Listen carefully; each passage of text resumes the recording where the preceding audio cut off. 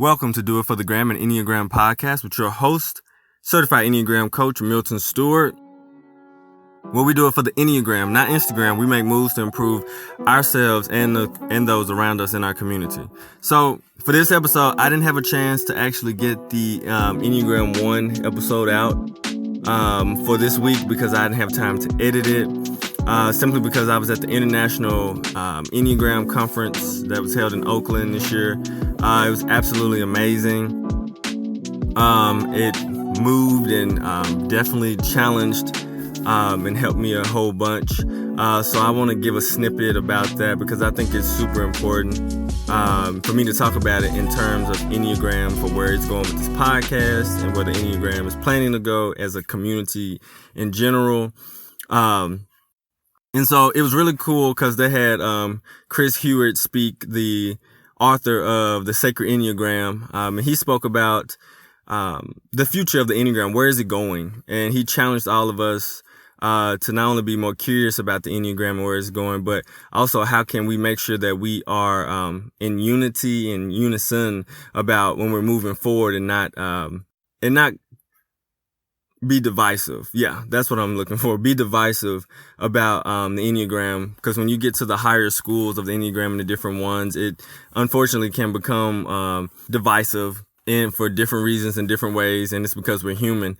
One of the best things I think was really cool was being able to see some of the Enneagram giants, the people who are Enneagram legends who have helped develop it and spread it like wildfire, so that like people like me and you are able to get it and able to use this tool to really help us in our lives.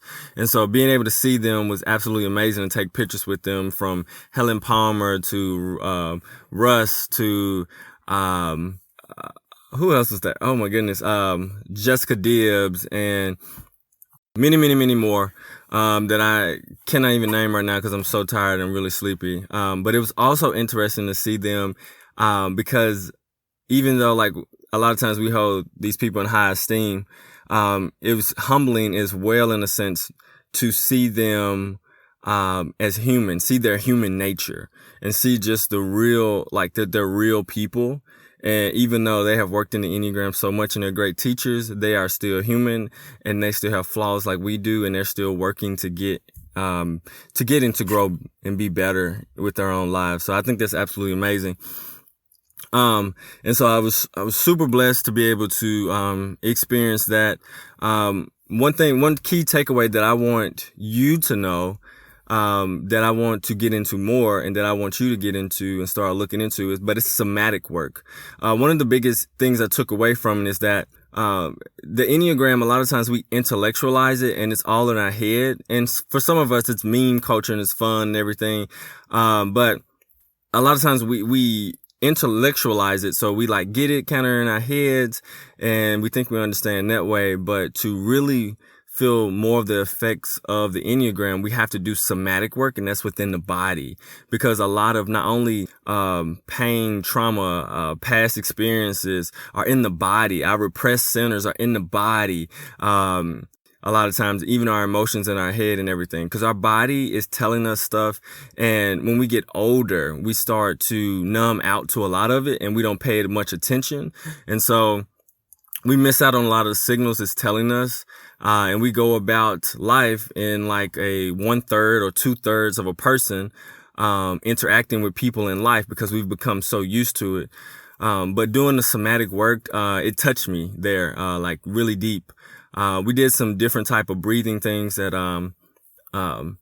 Helen and I think it's Maura, they did some amazing somatic things about, it was really breathing because it was recognizing what goes on in the body when something is triggering is happening. And it's realizing that there is a resistance and a tightness in the body, inside the body, that a lot of times we don't even realize is happening, which is causing us to react the way that we do.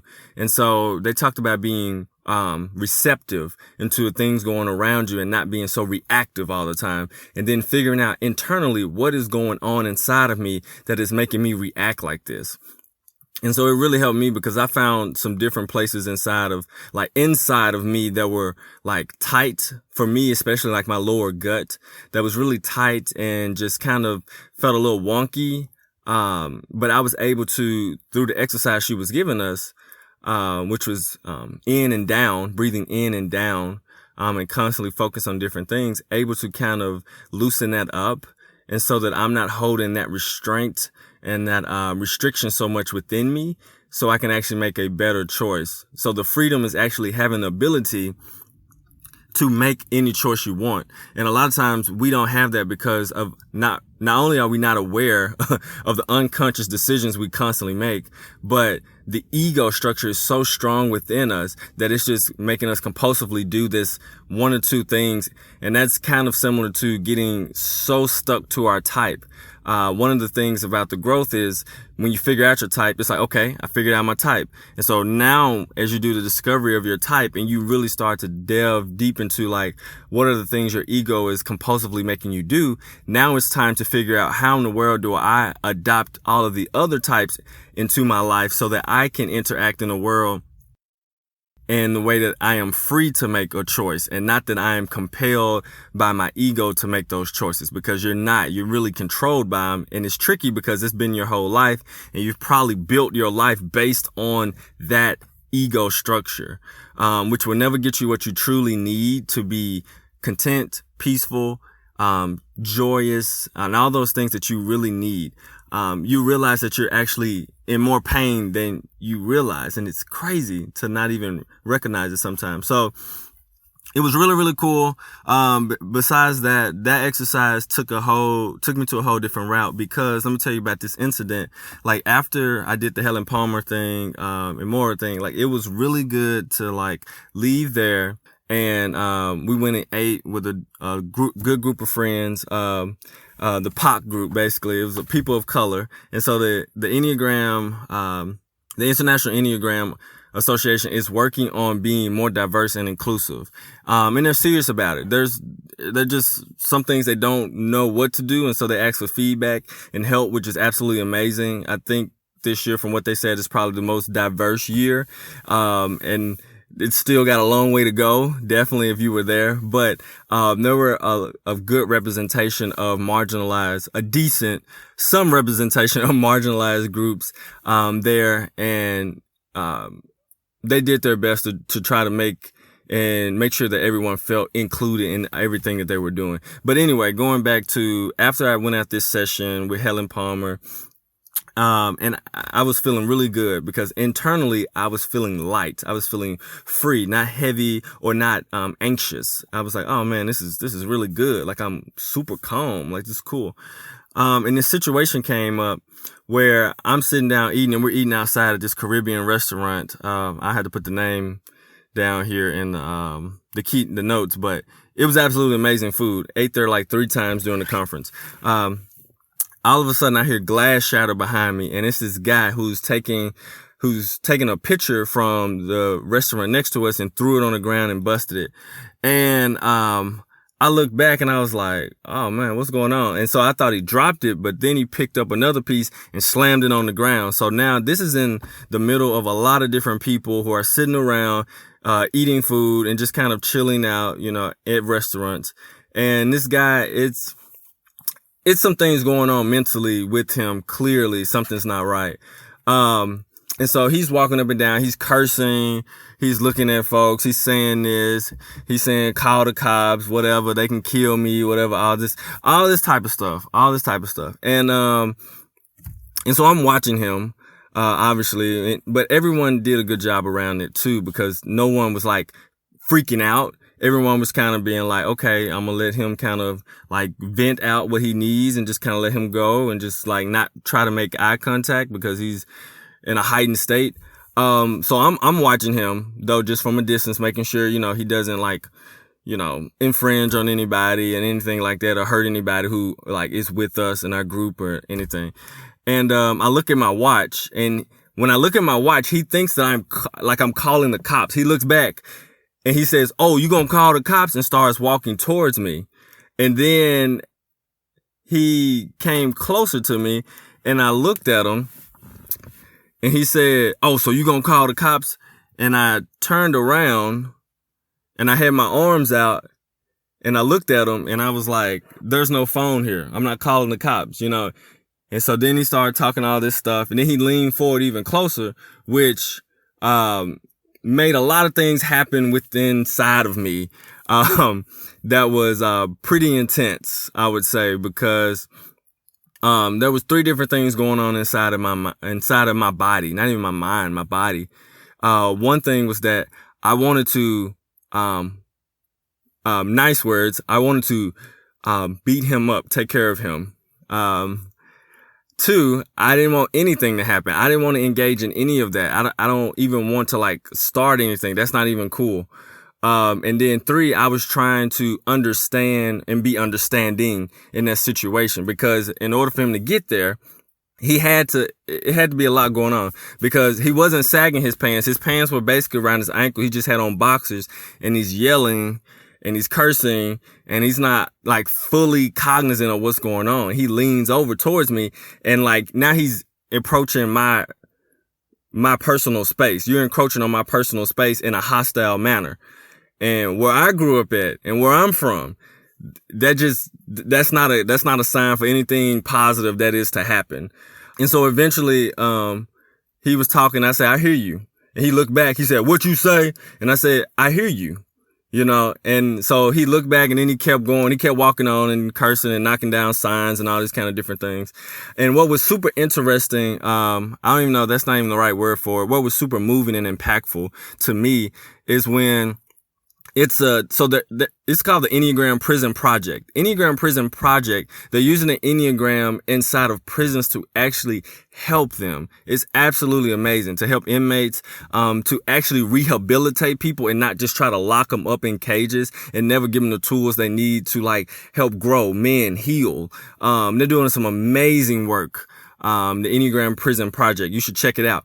But one of the guys who works with the Enneagram Prison Project, he has like gauges in his ears. He has tattoos everywhere. He's a heavier set guy, like pretty sturdy, stocky guy. I mean, you wouldn't mess with him if you saw him on the streets. He came up to me and, like after the whole situation, the guy was gone, and he gave me a sticker that was a heart. It was a gold heart, and it said love. And he said, "Man, any day of the year that, you know, that could be us." You know, and I looked at him, I said, "You're right." He said, "On a bad day, on a bad life trip, that could be us." And I said, "You're right, man." He said, "You handled it well. You did a good job handling that situation." And that was like very impactful, for me. That kind of messed me up internally. And then one of the good friends, who was there, she came and gave me a hug. Which I didn't want, because I'm doing my best to not deal with those emotions right then and there. But, I understood and I respected it and I appreciated it. Because part of me was like, if I show emotion, because of the way I grew up and the culture I grew up in, that means that I'm showing weakness. And I've come to a point that I understand, mentally that is not true. And now I'm getting closer to understanding experientially within my body, that's also like not true. To show emotions doesn't mean weakness. And, so that took a toll on me, because that was a lot of energy. I had not felt, that charge of, adrenaline, of energy, of aggression within me in a long time. And I did not like it. It was, cause it brought me back to a really, tough and dark place in my life where I've been, and to replay that was that was traumatic. And I have to say it was traumatic. It was easy not to say it sometimes, but that was traumatic, and I needed to process that for sure. And so after that whole situation, I went to the next course, the next place or whatever, the next class. And in that class, it had nothing to do with the whole situation that happened before. It was more business in the Enneagram. And there was this point where my mind zoned out and I became emotional. And by emotional, I mean like I had to process it. And not in a way that I guess I was used to processing as a 7, as in like with a 7 with an 8 wing growing up in Memphis, Tennessee, growing up in a hood. It's like I can't process this anymore by being more angry and attacking the problem or talking about this guy or, going to work out excessively. It's like, no, you need to let out some of that. Some of that release of energy, of that pent up energy is coming out in tears. And now I don't when I cry, I don't cry a lot. It's more like 1 or 2 tears. I was like, whew, that was good. That was a good emotional thing. And so it was like 1 or 2 tears coming. I was like, oh man, this is happening right now, right here around all these people that I don't know that well. Great. But then at the same time, I realized, I said, this is growth. This is not weakness. This is growth. You're actually processing the situation in a way that's going to help you to move forward in a positive way and not a negative way. So that was very powerful for me. And that is still with me now. Like I have, exhibited tears quite a bit. The next morning I did some meditation and some of the in and down breathing that, Helen talked about, and I'm just be very honest. Like I cried some tears. It's just a lot going on. It wasn't even just about that situation. It was just about a lot of things in my own life, that I haven't been dealing with, to be truly honest, things I haven't truly dealt with, I guess, since my 7ness and, the culture of dealing with like painful emotions and suffering, just stuff I hadn't dealt with. And at that moment, it was like kind of coming up. And so it was really good. Like I felt really good today. Well, technically yesterday, letting that out and being able to do that. And so, and being okay with myself, being able to be like emotional, like it's okay. So I'm coming to a point finally where I'm getting closer to that. I also met the guy who, Sleeping at Last, who made all of those songs. Man, that guy is amazing. He played the different songs, the different numbers and stuff. And I'm telling you, the waterworks were just working. And I was like, you know what? Don't even fight it. Just let it go. Let them tears roll. And so I just let them roll. Had a really good time, met like a lot of good contemporaries, and a lot of legends that I respect profoundly. I met, Abby, who does Conscious Enneagram, and she's doing amazing work with the Enneagram. I met Joe Hubbard, who's doing the Art of Growth, formerly the Enneagram Panel Podcast, which is doing an amazing job. And what was super cool too, as a person of color, POC, POC, there was like a limited number of us, and Joel asked us for his podcast to speak on some of the issues that we are working with or working through, that the Enneagram community has, and the lack of voice that people of color have. So that episode is going to come when Joel drops it, but that's the Art of Growth podcast by Joel Hubbard. It's going to be really good. It goes really, really deep. And there's people like really kind of putting their heart out there on some of the things that like we see, we feel, we carry, and that may not be readily seen or even talked about when it's not with a group of people of color. So like hearing that is probably going to be super amazing, and really beneficial and helpful for everyone who listens. Besides that, I mean, it was just really, really amazing. I met some really good people that I am going to forget to name in here, and I can't remember to name them, but they know that I love them, and super glad that I met them. But just taking away from here, for you as the listener, just remembering that the Enneagram is more than in your head. It's got to be in your body and in your heart. Not just intellectualize it, not just meme it, but a deep tool of growth to really free you from the ego that's been holding you hostage for a long time. And so I think that's just super duper big. And I just wanted to share that. I'll get the Enneagram 1 episode out to you all, either this week or it'll be next Monday. Haven't decided yet. I've got a lot. I'm unpacking a lot within myself, and I'm also, just planning and building a whole lot of different, Enneagram things that I'm doing. And so I'm also trying to just make sure I can tackle all of that, efficiently, effectively, and still making sure that I take care of myself, which is, obviously super important, or I won't be able to do the things and be effective as I need to be. So, I guess the last thing, because it's a lot I really want to say to you all, but obviously I'm not going to give you like a super duper long hour conversation, unless I guess we talked offline. But it's just some things that really move me. And I want to be able to do that through this podcast with you. And I also want to create the different events and even promote the other people who may be near you with the Enneagram. They're doing wonderful and powerful events that you can go to, because I am truly passionate about helping you all transform your life and your community, because it's powerful to me. It's so powerful for me to be as a 7, all up in my feelings and crying and coming to a point where I'm okay with it in public and stuff. So it's a lot. But I'm super thankful, and I'm super thankful too for all the people who cut a rug at the dance party that they had last night. It's a very interesting dance party, an Enneagram dance party. Yes, an Enneagram dance party.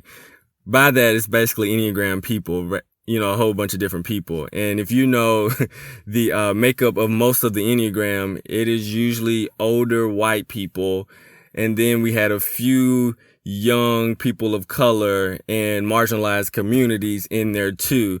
And so it was a very interesting dance floor. It was super cool for everyone to be there though. And I'm just super thankful for the Enneagram, what it has done for me, and for the people I've met. I think one of the most powerful things too, I'm just going to wrap it up real quick, sorry, was Claudia Naranjo. He is the one who is really responsible for the reason why you hear me now and understand and know the Enneagram. He made it relevant and shared it to the point where it spread like wildfire, especially in North America. And then he just did it in a lot of different places around the world.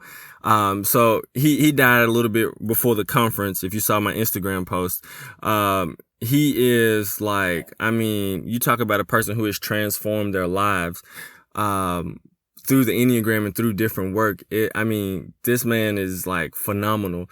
And so they played interviews with him, the last interviews that he kind of did with the different types, and just different parts of the Enneagram. It's absolutely amazing to do it. And to see, even through at the very end where he was his hands were shaking uncontrollably, him still being able to give everything, to the community of people who study and work in the Enneagram. Is very powerful. And a little piece of him, like he said at the end of his last interview, is a part of the teaching, which is part of everyone, which is absolutely amazing. And so what I'm talking about here is transformation, because he believes the purpose, I'm going to phrase this wrong, of life may be to metamorphosize, maybe to transform, maybe to be redeemed. That's the word that I'm saying, because he believes it's the process of dying to yourself and then coming back and living. So I think a part of that is dying to your ego and then becoming a newer person, especially within the Enneagram, and understanding that you don't have to be what that ego structure tells you to be and to do. And there's a freedom. There's such a large amount of peace, and contentment and freedom that comes from being able to make the choice and not being compelled or controlled to make the choice. So I'm just going to end it there, because if I don't, I may go on for another 40 minutes. But I just wanted to tell you that the conference was absolutely amazing. I met absolutely amazing people. I hope a lot of them are listening, because I know they heard I did a podcast and was like, what? He does a podcast, do it for the gram. So I hope you're listening. And I thank you. I'm honored. I'm blessed to know you, all the experiences we had in just these few little days. I am so thankful to all the teachers who taught us. I'm super thankful there wasn't, as a 7, it was too many choices. I wanted to go to everything, but obviously you can't. But I'm just super thankful and blessed. And I'm super thankful and blessed for every single listener who's hearing this, because for you to take time out of your day to listen to me, this podcast, and me try to, help people and love people and transform while I'm doing the transforming as well is, I'm just really grateful for it. Yeah, I'm just really thankful for it. Oh man, I'm growing. Okay. May have dropped a tear or two there, but all right. So, just wrapping it up. I am on Patreon as well. If you want to help support me at patreon.com/doitforthegram. I still have a goal of, 2 different goals on there, $30, a $30 goal, which we're about $23. So we're like $7 short of that goal of, getting to pay for the not the sponsoring, but the basically the podcasting fee to get to all the platforms, and then also the other fees. So it's $100 goal so that, I can actually pay an editor to do a lot of the work. So I don't have to not only record it, but then take time editing it and then posting it and publishing it and all the different steps.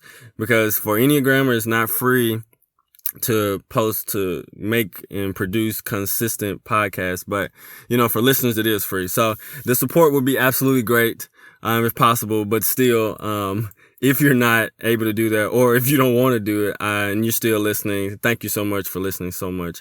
I'm going to wrap this up because I'm rambling now, and I'm 70 and I am very tired because I just got off a plane from like 8 hours of travel, and I'm gonna get some sleep.